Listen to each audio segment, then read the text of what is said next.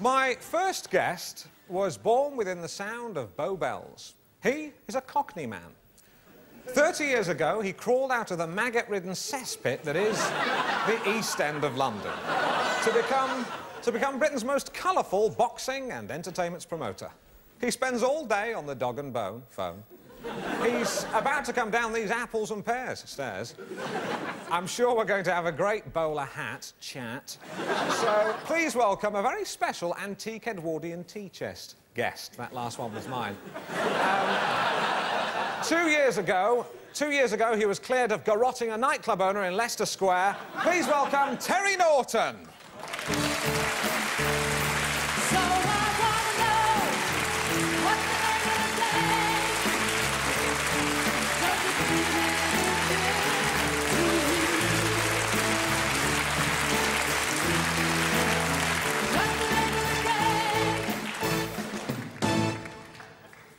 Ah, nice whistle. Whistle and toot, suit. Flute. Sorry? Whistle and flute. Yeah, right, whatever. Knowing me, Alan Partridge, knowing you, Terry Norton. Aha. Aha. Now, Terry, sport. You have managed boxers, wrestlers, snooker players, bowling, crown, green and 10-pin. That didn't work.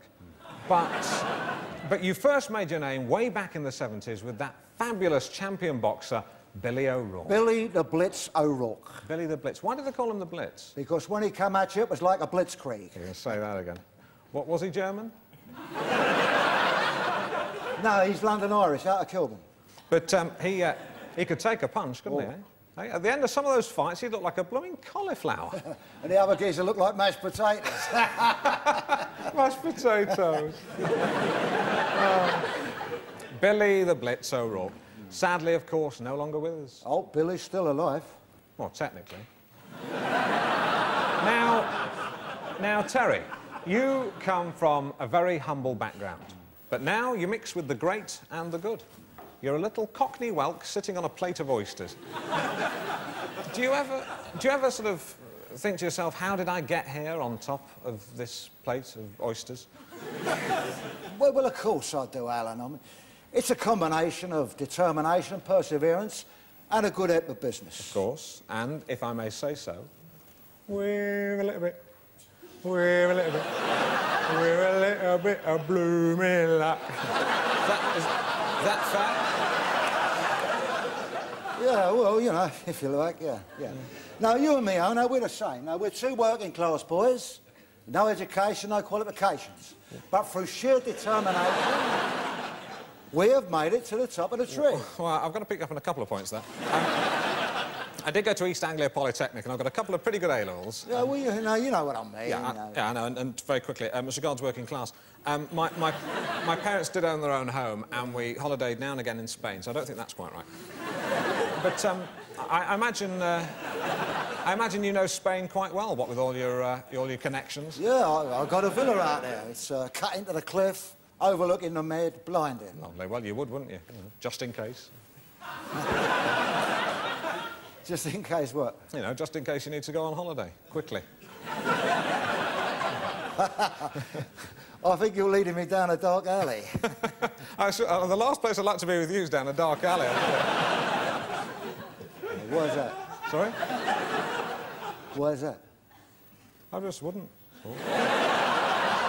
Now, Terry, you've promoted boxing, snooker, bowling, crown green and 10-pin. That didn't work. But now you're launching a new promotion next month. Tell us about that.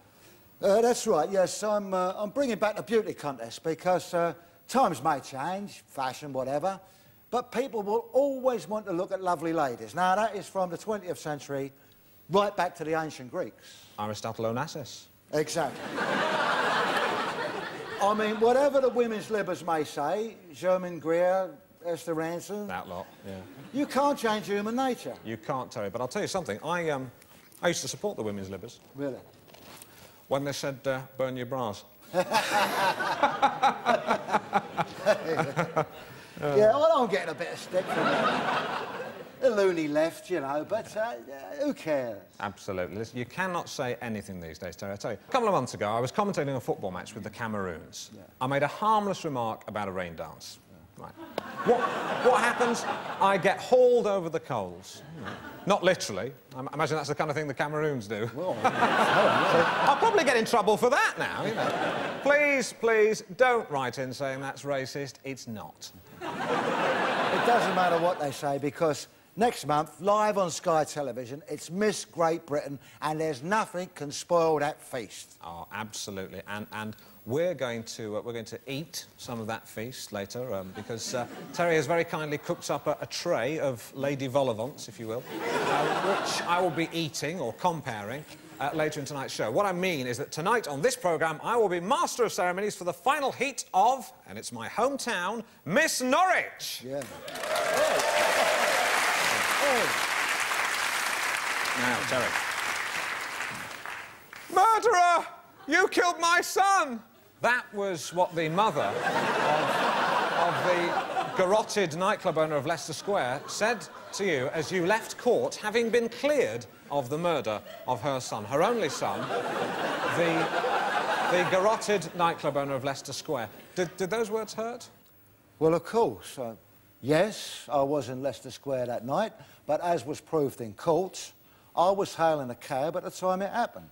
Absolutely. Well, we've now got a reconstruction of that night using professional actors, some of whom have appeared in The Bill and Minder.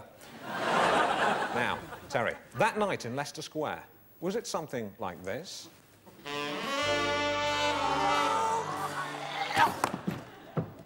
Taxi! Is that how it was? Well, yeah, more or less, yeah. Right, because at the time, there were some people who said it happened like this.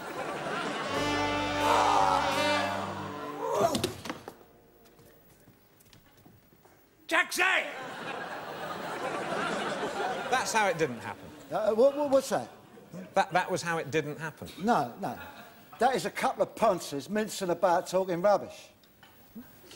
Touched a nerve there, intriguing. I could have gone down by this. It was dealt with by the law courts. The matter is finished, it's over, it's dead and buried. Rather like the garrotted... Now, don't muck about it. You're getting out of your depth, Alan. People get out of their depth, they end up drowning. Just calm down, it's just a chat show. Do you want to get involved? Do you want to get involved in this world? Nightclub owners in Leicester Square who get garroted, I'm only here in the boat, because if you want to get involved, I'll get you involved, son. You want to get sucked in, I'll suck you in. I'll suck you in so far you get blown out the other side. And wipe that soppy look of your gormless face. Do you want to get sucked in? I don't want to get sucked in.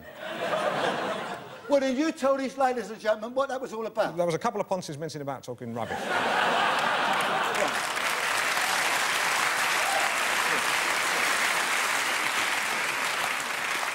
Thank you. Now, are we going to have a beauty contest or what? Beauty contest, please. Thank you.